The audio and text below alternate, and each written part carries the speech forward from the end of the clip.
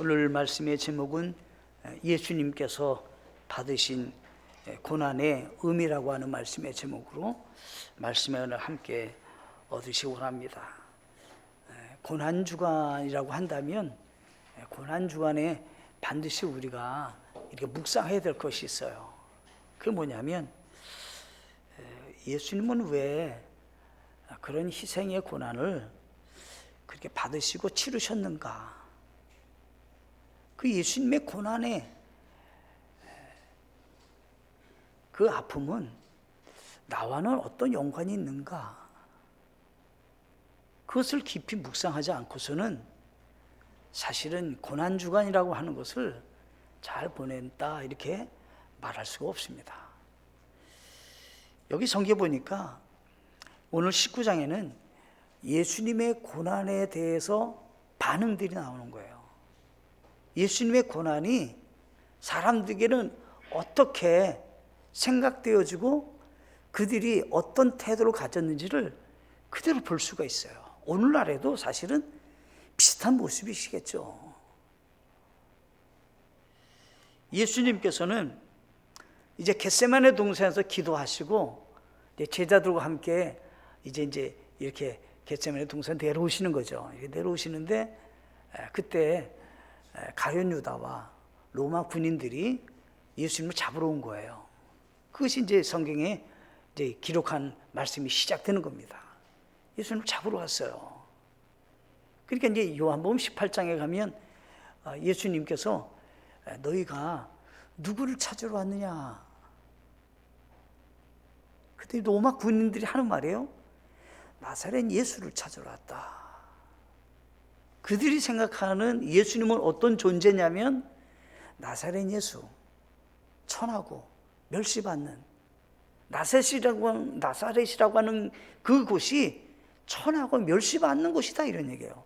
예수님의 존재를 어떻게 생각하고 있냐면 이분은 천하고 멸시받고 보잘것 없는 사람으로 여겨서 예수님을 잡으러 왔는데 그들의 입에서 나사렛 예수님을 내가 찾으러 왔다. 그럼 예수님이 나다. 나를 잡으러 가라. 근데 예수님께서 그 전에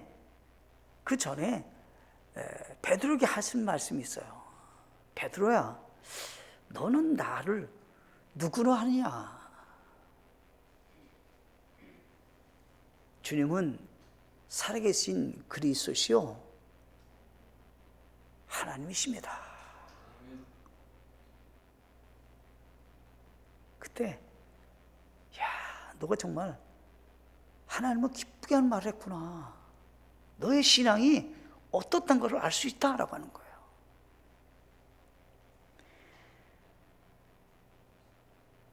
유대인들이 당시 예수님을 십자가에 달려 죽게 하는데 예수님을 십자가에 못 박아라.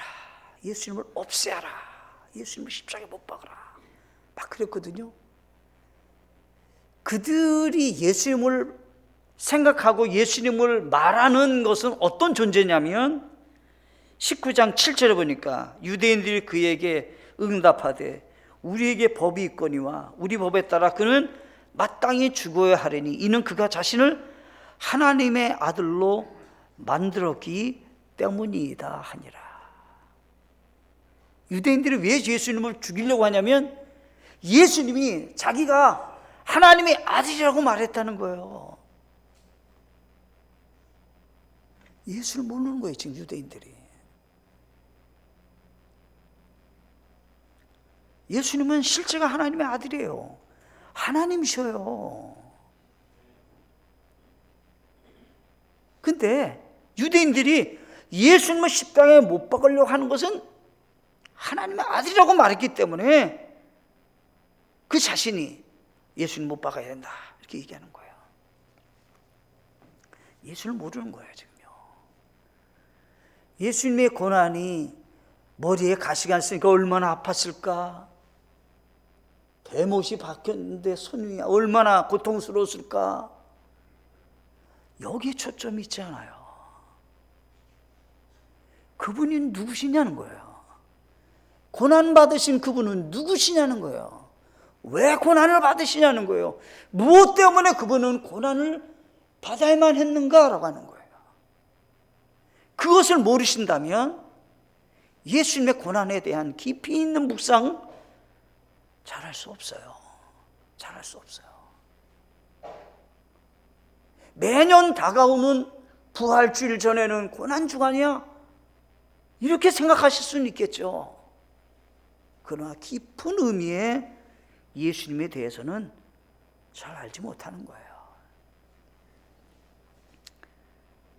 여기 또 성경 보니까 빌라도가 이제 하실 말씀이에요. 빌라도 예수님께 하는 말이에요. 맨 처음에 빌라도가 처음 예수님을 만난 다음에 18장 36절에 가면 네가 왕이냐 이렇게 물어봐요. 네가 유대인의 왕이냐 이렇게 물어요. 그 예수님이 왜 그런 말을 하냐?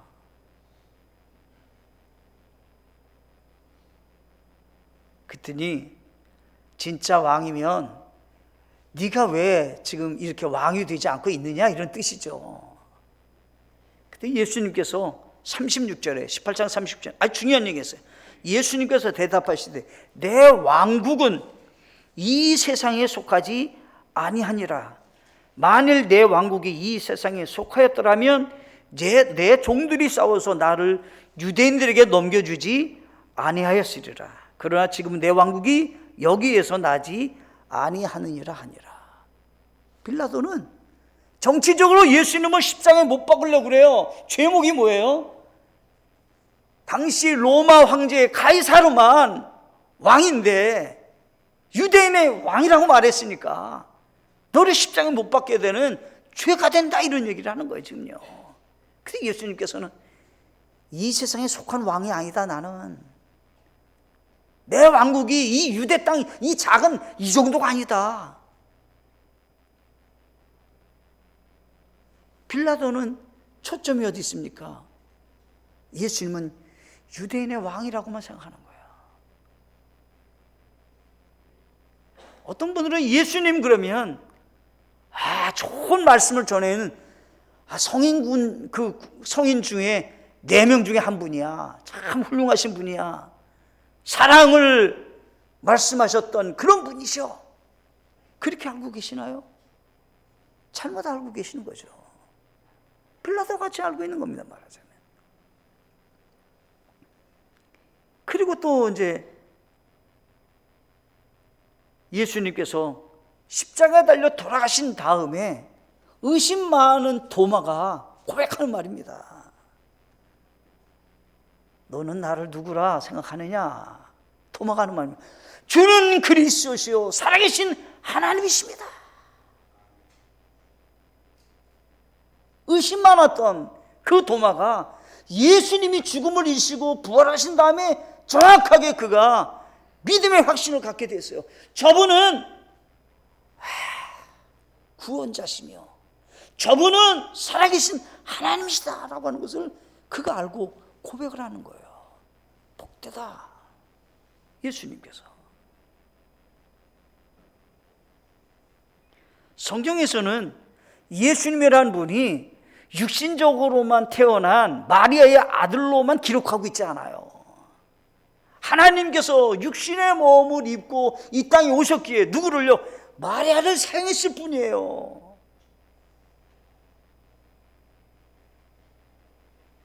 만약에 육신적인 예수님, 마리아의 아들로만 생각한다면 그분이 어떻게 우리의 구원자가 되실 수 있어요? 어떻게 나를 건져낼 수 있어요? 죽음을 어떻게 이기실 수 있어요? 누가복음 1장 35절에서는 예수님께서 탄생하실 때 마리아에게 직접 하실 말씀이에요. 천사가 그녀에게 대답하여 이르되 성령님께서 내게 임하시고 가장 높으신 이의 권능이 너를 덮으시리니 그런즉 또한 내게서 태어날 그 거룩한 것은 하나님의 아들이라 불리리라. 마리아야, 너 속에 잉태한 그분은 성령님이 잉태했다. 그리고 그분은 하나님의 아들이야. 하나님의 아들이라는 말은 하나님이시다 이런 얘기예요.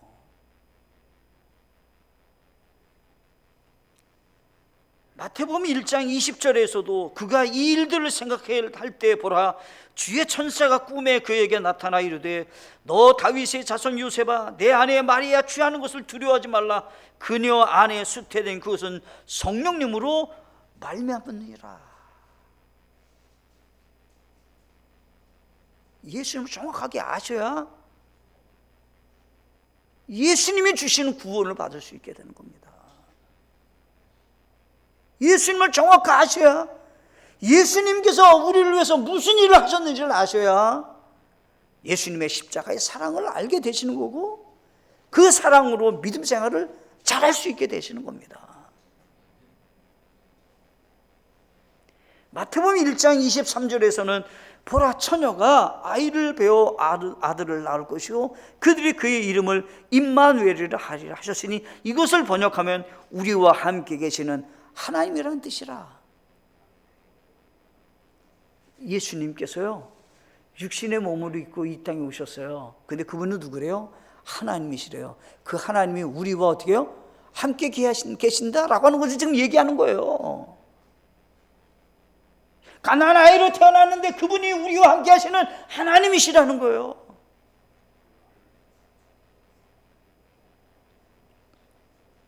성경에서는 예수님이 하나님이시다라고 하는 것을 여러 가지로도 우리는 알 수 있지만 몇 가지만 한번 생각해 볼 수 있습니다. 제자들과 함께 바다를 지나가는 겁니다. 갈릴리 바다. 풍랑이 일어났어요. 근데 예수님께 올라가셔서 하신 말씀이요, 바람아, 파도요, 잠잠하고 잔잔하라. 어떻게 해요? 바람과 파도가 순종하는 겁니다. 제자들이 놀라갖고 어떻게 바람과 물결이 순종할 수 있냐는 거예요. 저분이 대체 누구시냐는 거예요. 놀란 거죠. 나사로가 죽었어요. 분명히 죽었어요. 생명의 주관자 되신 예수님께서 가셔서 일어나라, 나사로야. 죽었던 나사로가 살아나셨어요. 누구냐는 거예요. 우리에게 생명을 주시고 이 모든 것을 창조하신 그 하나님이시다라고 하는 것을 그대로 드러내 보이시는 겁니다. 지금 빌립보서 2장 6절로 8절 말씀에서는 하나님의 형체로 예수님께서 어떻게 하나님과 동등됨으로 취하지 아니하시고 스스로 무명한 자가 되사 종의 형체를 취하시고 사람의 모습으로, 사람의 모양으로 낮아지셨다고 성경이 기록하고 있어요.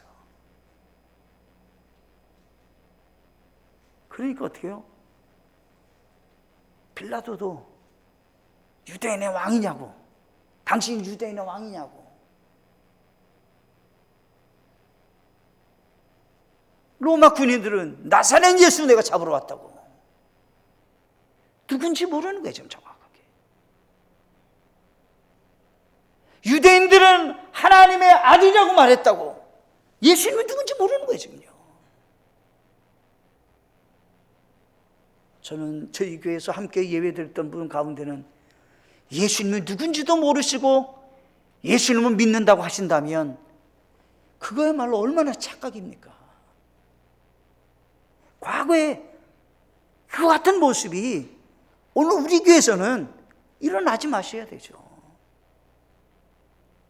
그 부분이 하나님의 육신의 몸을 입고 이 땅에 오신 거예요. 그분이 성자 하나님께서 이 땅에 오셔서 우리 죄를 대속하시러 이 땅에 오신 그분에 대해서 우리는 기억하셔야 된다는 겁니다. 오늘 세 가지로 우리 말씀을 같이 나누기 원합니다. 첫째, 예수님께서 받으신 고난은 하나님의 진노를 우리 대신 받으신 대속입니다.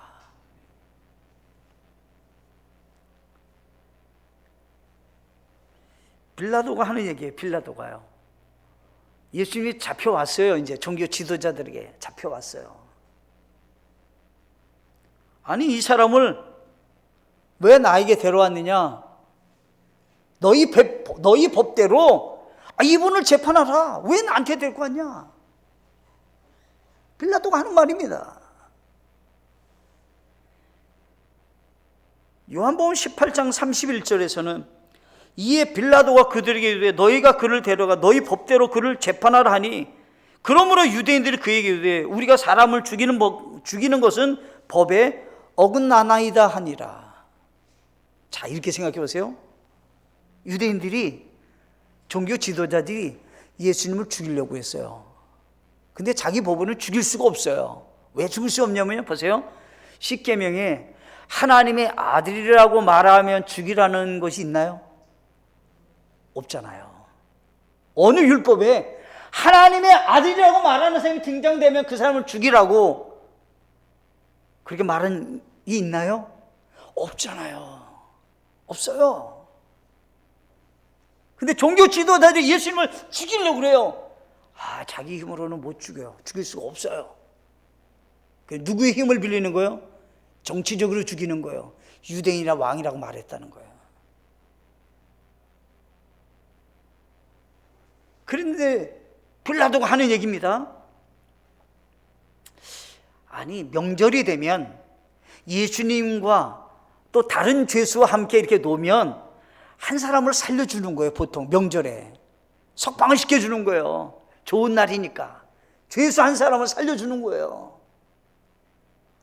이분이 마음에 생각을 했어요. 죄수와 함께 놓으면 누구든지 예수님을 살려주자고 할 거다. 그러니 내가 그 명절에 그걸 잘 활용해서 예수님을 살려줘야 되겠다, 이렇게 생각했어요. 그래서 19장 1절에는 이렇게 얘기했어요. 19장 1절은 이런 까닭에 이렇게 돼 있어요. 이런 까닭에 예수님을 데려다가 채찍질 하더라. 그래도 예수님 그냥 살려줄 수는 없으니까 보는 앞에서 예수님 매질을 하는 거예요, 말하자면. 근데 그 사람 속에는 뭐가 있냐면 그 앞에 18장 앞에 가면 죄수 가운데 한 사람인 바나바라고 하는 사람을 예수님과 함께 이렇게 세워놓으면 바나바는 죽이고 예수님을 살려주자, 이렇게 말할 거라고 생각했어요. 우리가 아시죠? 누구를 살려주세요? 바나바는 살려주고 예수님 십자가에 못 박자 그랬잖아요.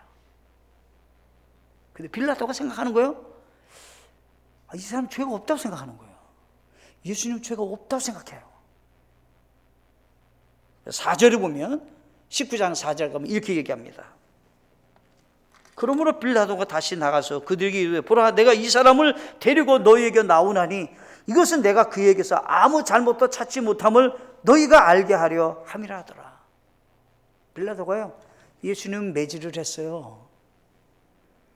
그래도 흥분되지 않아요. 지금 유대인들이, 종교 지도자들이 마음에 십자가에 못 박으라는 거예요.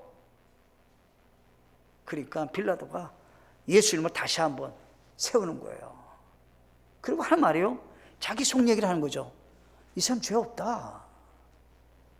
내가 아무리 봐도 죄 없는 사람이다, 이 사람. 근데 왜 십자가에 못 박으라고 하냐? 빌라도가 왜 죄가 없다고 말할까요? 그렇습니다.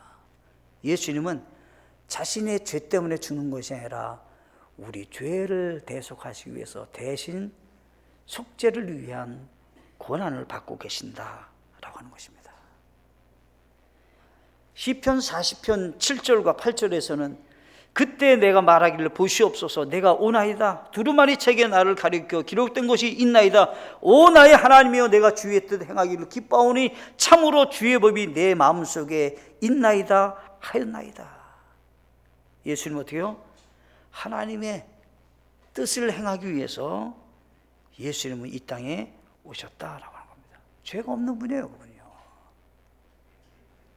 요한복음 10장 15절에서는 아버지께서 나를 알듯이 나도 아버지를 아노니 나는 양들 위에 내 생명을 내놓느니라.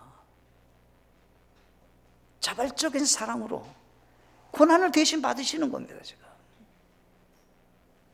요한복음 10장 18절에서는 아무도 그것을 내게서 빼앗지 아니하며 내가 스스로 그것을 버리노라. 자신의 생명을 예수님께서 어떻게 해요? 빼앗기는 것이 아니라 내 스스로 내가 우리를 위해서 내어놓는다라고 하는 거예요. 요한복음 18장 11절에 가면 예수님이 잡히셨어요. 근데 베드로가 예수님을 잡자 자기 차고 있었던 칼을 뽑아가지고 어떻게 해요? 말귀의 귀를 내리쳐가지고요, 귀가 잘라졌어요. 근데 예수님께서 내 칼을 칼집에 꽂으라. 그리고 중요한 말씀을 하셨어요. 내 아버지께서 내게 주신 잔을 내가 마시지 아니하겠느냐 하시니라. 베드로야, 네가 막는다고 해서 아버지께서 내게 주신 고난의 그 길을, 죄의 값을 지불하는 이 고난의 길을 내가 마시지 않겠느냐. 네가 왜 그걸 모르느냐. 나 그거 마실 거야.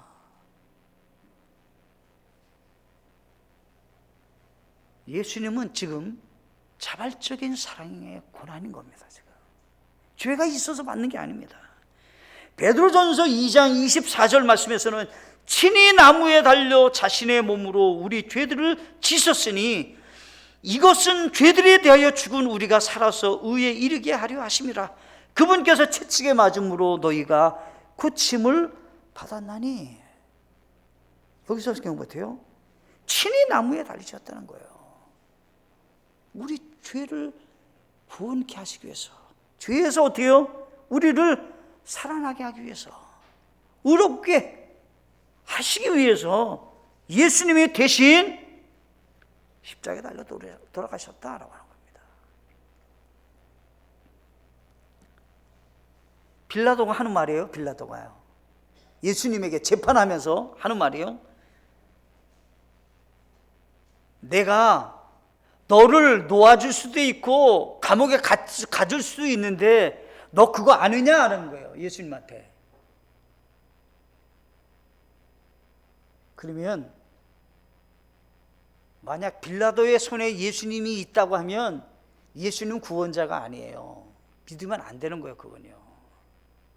예수님이 아주 당당하게 말씀하셨어요. 네 손 안에 없다. 아버지 손 안에 있단다. 너는 하나님의 도구로 지금 하나님의 손에서 그냥 사용받았을 뿐이야. 근데 너 마음 편안히 가져라. 너보다 큰 죄를 진 사람이 있단다. 나를 너에게 넘겨준 사람이 더 큰 죄야. 마음 편안히 가져라, 이런 얘기입니다. 예수님이 아주 강력하게 얘기했어요. 너의 고난의 손에 내가 있는 줄 생각하느냐? 대신 속죄를 위해서 내가 하나님의 뜻을 이루기 위해서 이 땅에 와서 고난받는 거다, 이런 얘기를 하는 거예요. 지금요. 우리는 다시 한번 기억하셔야 됩니다. 예수님의 고난은 내 죄를 대속하시기 위한 대신 속죄다. 기억하셔야 이 의미와 사랑을 알고요, 구원에 대해서 감사하게 되고 믿음 생활을 할 수 있는 첫 출발이 되시는 겁니다. 이것이 없어요? 예수님 뭘 사랑하는데요? 예수님이 우리에게 주신 사랑도 모르는데요? 변화가 찾아올 수 없어요. 두 번째가 있어요. 예수님께서 받으신 고난은 구원자이심을 나타낸 예언 성취의 증거입니다. 예수님의 고난을 통해서 예수님은 자신이 우리를 구원하러 이 땅 오신 메시아 구원자라고 하는 것을 어떻게 해요? 증거하는 것을 완벽하게 입증하시는 거예요. 고난이 없다면, 우리 죄값을 위한 그 고난이 없다면 하나님이 예비하신 구원자가 아닌 거예요. 그분은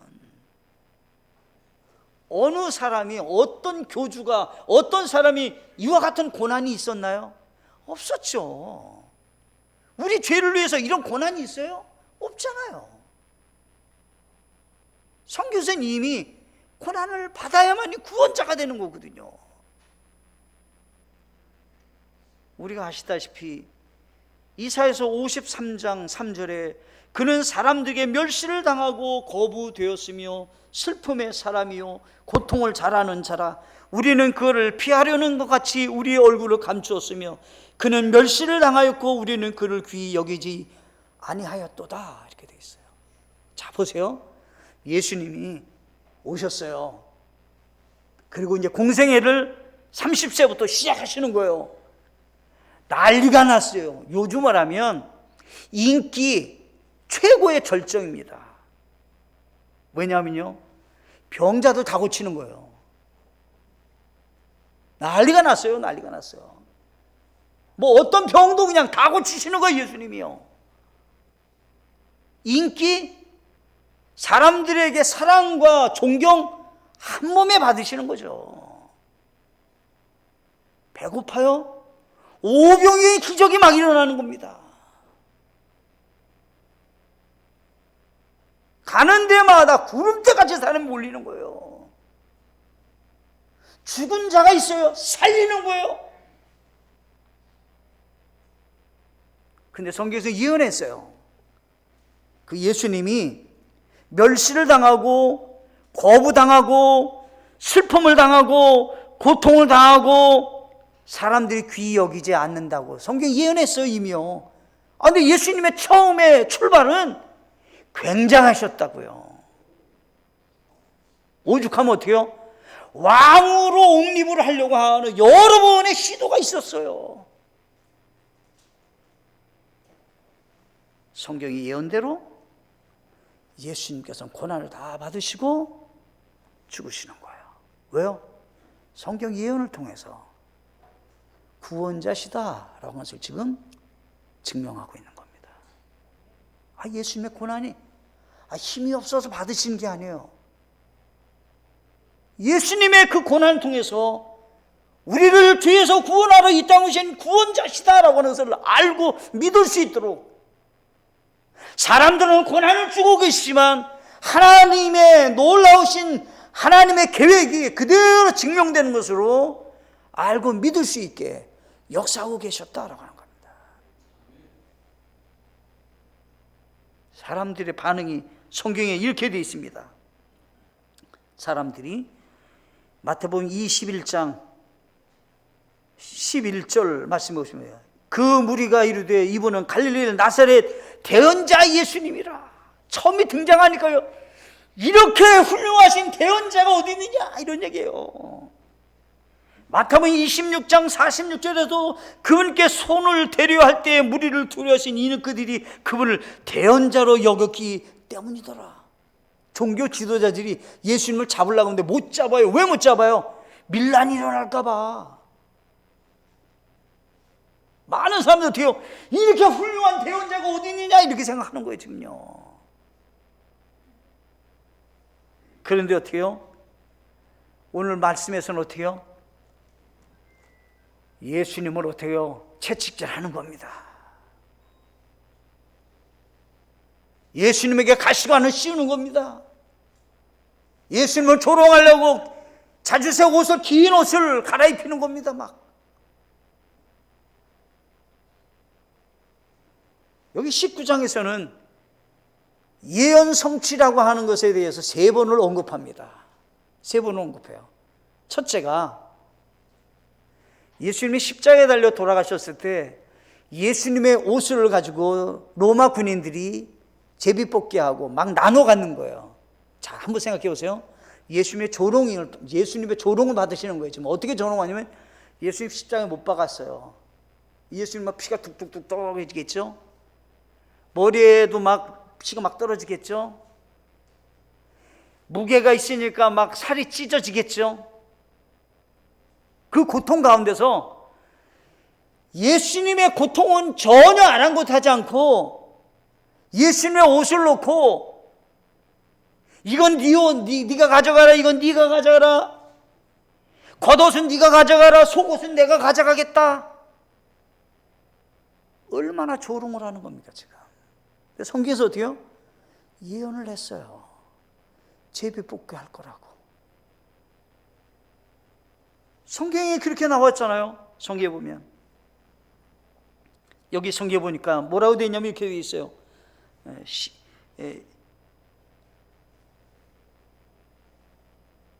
시편 22편 18절에 자기들끼리 내 옷들을 나누고 내 겉옷을 놓고 제비를 뽑나이다. 그렇게 예언했는데 요한복음 19장 24절에서는 맨 끝에 어떻게 해요? 성경 기록을 성취하려 함이라 이렇게 얘기하면서 딱 기록하고 있다는 거예요. 첫 번째 예언 성취다라고 하는 것을 그대로 지금 증명해 보이시는 겁니다. 얼마나 기가 막힌 일이 일어나는 거예요. 예수님 십자가에 달려서 지금 고난 받으시고 있는데 그 밑에서는 있을 수도 없는 일이 일어나는 거예요. 아마 보통 사람이라면 그렇게 할 수 없어요. 웃으면서 이건 네가 가져라. 이건 네가 가져라. 예수님께서 이기지 못하셨다면 구원의 길은 열리지 않았겠죠. 다 이기신 겁니다. 다 이기신 거예요. 내면의 많은 고통을 다 이기신 겁니다. 지금 두 번째 사건이 나오잖아요. 예수님 십자가에 달려 돌아가시는데 지금 어때요? 목이 타시는 거예요. 목이 타니까 어떻게 해요? 물을 좀 달라는 거예요. 물을 좀 달라. 얼마나 목이 타셨겠어요. 골고다 언덕을 올라가시고 먹지 못하시고 한 일주일간은 지내시고 온몸에 피는 쏟으시고 지금 막 땀을 흘리시고 얼마나 목이 가라셨겠어요. 성경이 예언했어요. 시편 69편 21절에 그들이 또한 쓸개즙을 나의 먹을 것으로 주며 내가 목마를 때 내게 식초를 주어 마시게 하였나이다. 그랬더니 어떻게요? 요한복음 19장 29절로 30절에 보면 성경에 보면 딱 나오잖아요. 이제 거기에 식초가 가득히 담긴 그릇이 놓여 있으므로 그들이 해면을 식초로 적신 뒤에 우슬초에 달아 그분의 입을 대니라. 그리고 어떻게요? 28절 중반절에서는 성경 기록을 성취하시려고 이렇게 되어 있잖아요. 두 번째 사건을 딱 기억하고 있는 거예요. 세 번째 성경에 보면 예수님께서 십자가에 달려 돌아가실 때 죽음을 확인하는 마지막 관문이 뭐냐면 그 당시 로마 군인들은 죽지 않았으면 뼈를 꺾어서 죽여요.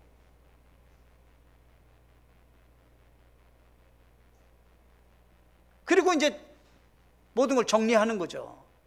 예수님께서는 성경에 예언되어 있어요. 시편 34편 20절에 그분께서 그의 모든 뼈를 지키심에 그것들 중에 하나도 꺾이지 아니하였더라. 예수님은 꺾이지 않고 죽으신다는 거예요. 그때 어떻게 해요? 성경에 보면 꺾이지 않고 죽었다. 어떻게 해요? 로마 군인들이 이미 가보니까 어떻게 해요? 이미 세상 떠나셨어요. 예수님이. 그래서 뼈를 꺾지 않았다. 성경이 예언된 것이 성취되었다고 성경이 기록하고 있는 겁니다. 성경은 왜 이렇게 자세하게 예수님의 고난의 여러 순서들을 기록하고 계시는 겁니까? 다른 것이 아닙니다. 예수님만이 우리의 구원자로 오신 유일한 분이시다 라는 것을 지금 말씀하고 계시는 겁니다. 예수님 때문에 생명을 얻으셨습니까? 의미가 나 때문이기 때문에 그 사랑을 묵상할 수 있고요, 감사하게 되는 겁니다. 마지막 세 번째가 있습니다. 세 번째 마지막으로 예수님이 받으신 고난은 하나님의 은혜의 구원의 계획을 성취하신 것입니다. 예수님이 십자가에 달려 돌아가신 거예요. 막 돌아가신 직전에 마지막으로 외치신 말씀이 있어요. 우리가 잘 아시죠? 돼요? 다 이루었다. 다 이루었다는 거예요. 다 이루었다. 요한복음 19장 30절에 그러므로 예수님께서 식초를 받으신 뒤에 이르시되 다 이루었다 하시고 머리를 숙인 뒤 숨을 거두시니라 이렇게 되어 있어요.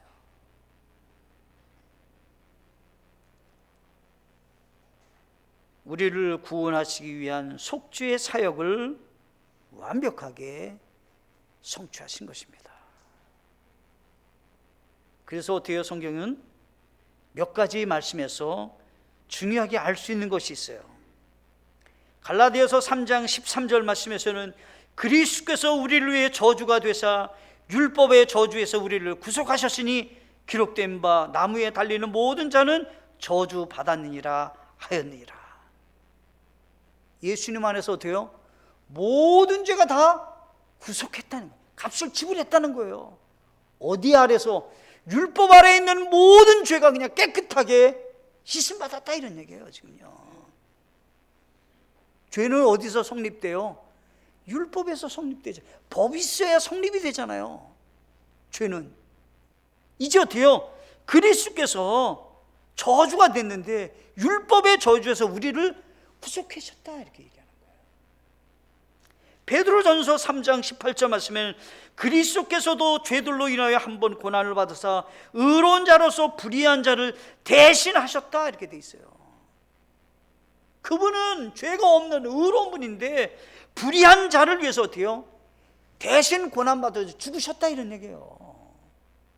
아멘이신가요? 이게 그냥 감사한 제목이에요. 이거요. 은혜로 어떻게 구원받을 수 있습니까? 오직 우리의 공로도 아니고 우리의 수고도 아니고 우리의 업적도 아니고 오직 예수님을 통해서만 어떻게 구원받을 수 있느냐라고 할 때 의로운 자가 불의한 자를 위해서 대신 값을 지불하셨다는 거예요. 이것이 은혜인 겁니다. 이게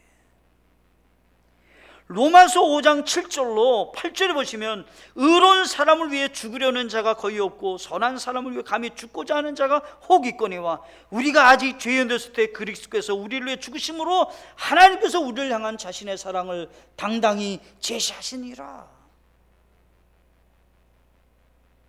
여러분 한번 생각해 보세요. 죄인을 위해서 누가 죽겠어요? 악한 사람을 위해서 누가 위해서 대신 죽어 죽겠어요? 예수님은 우리 죄인을 위해서 대신 죽으셨어요. 그것은 하나님의 사랑의 시작입니다. 그것을 구원받게 된 겁니다. 로마서 3장 26절에 내가 말하거니와 이때 자신의 의를 밝게 드러내사 자신이 의롭게 되며 또 예수님을 믿는 자를 의롭게 만든 시가 되려 하심이라. 네, 예수님을 믿는 자를 어떻게 해요? 의롭게 되는 길을 하나님 만드셨다는 거예요.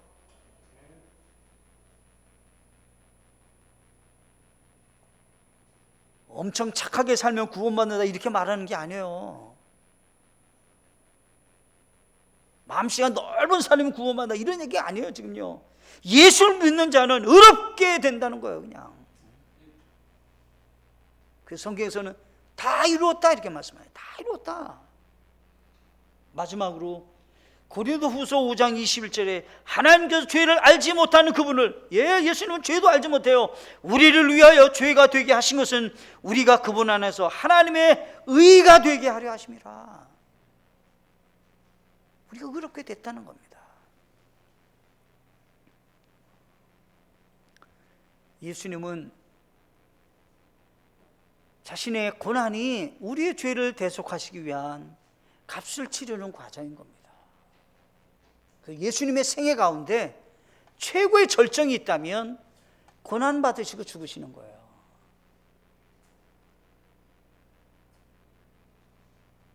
그래서 사실은 예수님의 고난에 대해서 묵상할 줄 알아야 예수님을 조금씩 알아갈 수 있게 되는 겁니다. 감사하게 되는 거예요. 그리고 어떻게 해요? 주님을 위해서 헌신하고 섬기고 하나님을 위해서 산다라고 하는 것은 영광의 길이라는 것을 다 알게 되시는 거예요. 그렇게 마음이 없다라고 할 때는 건강하지 않으신 거예요, 영적으로요. 그러니까 건강하지 않으니까 어떻게 해요? 뭘 분별력이 없으시는 거예요. 제 모든 것은 다 주님의 것입니다. 주님을 위해서 사는 것은 영광입니다. 제가 먼저 구원받은 것은 하나님의 특별한 사랑을 입었습니다. 이렇게 되는 거예요. 그래도 내가 마음씨가 착했지, 내가 얼마나 그래도 교회에 열심을 냈는데, 이런 차원에서 뛰어넘게 되는 거예요. 다시 한번 한 주 동안에 주님을 깊이 묵상하시면서 주님의 사랑으로 새 힘을 얻으시고, 다시 한번 주님이 이 땅에 오실 그 날을 생각하시면서 믿음으로 걸어가는 우리 모두가 되시는 복된 한 주간 되시기를 간절히 바라겠습니다. 함께 잠시 우리 기도하시겠습니다.